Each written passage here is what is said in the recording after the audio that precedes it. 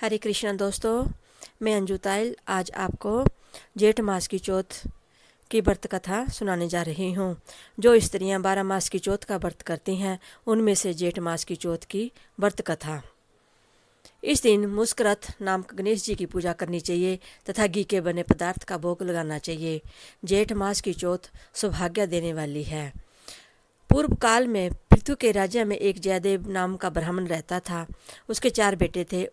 उसने वैदिक विधि से उसका विवाह कर दिया। सबसे बड़ी बहू अपने सास से बोली, हे माता जी, जब से व्रत करने योग्य हुई हूँ, संकट नाश गणेश चौथ का व्रत करती चली आ रही हूँ। मुझे आज्ञा दे के मैं इस व्रत को आगे भी करूँ। पुत्र वधू के वचन सुनकर सुसर जी बोले, बहू तुम्हें किस बात का दुख है? जिसके लिए व्रत करोगी तुम खूब खाओ पियो और आराम से अपने सुख को भोगो। पुत्र वधू ने भी ऐसा ही किया। वह आराम से सुख से रहने लगी। कुछ समय बाद पुत्र की प्राप्ति हुई। समय बीतता गया। पुत्र भी विवाह के योग्य हो गया। गणेश व्रत छूटे काफ़ी समय हो गया। गणेश देव रुष्ट हो गए। बेटे के विवाह में सुमंगली के समय गणेश जी ने पुत्र का हरण कर लिया। तब बड़ा ही हाहाकार मचा।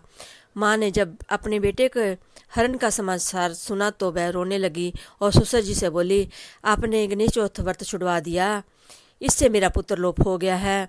जयदेव जी बहुत दुखी हुए। अब पुत्र वधू फिर से गणेश जी की प्रार्थना कर व्रत करने लगी। एक समय गणेश जी दुर्लभ ब्राह्मण का रूप धारण करके वह आए और बोले, बेटी, भूख की शांति के लिए भिक्षा दे। जयदेव जी बेटे की बहू ने अत्यंत प्रसन्नता के साथ ब्राह्मण का पूजन कर भोजन कराया। ब्राह्मण रूपधारी गणेश जी बोले, कल्याणी, मैं तुझ पर प्रसन्न हूँ, वर मांगो। जयदेव की पुत्र वधू बोली, हे विघ्नेश्वर, आप प्रसन्न है तो मेरा पति मुझे प्राप्त हो। तेरा वचन सत्य होगा। और अंतर्ध्यान हो गए। कुछ समय बाद वह बालक घर आ गया।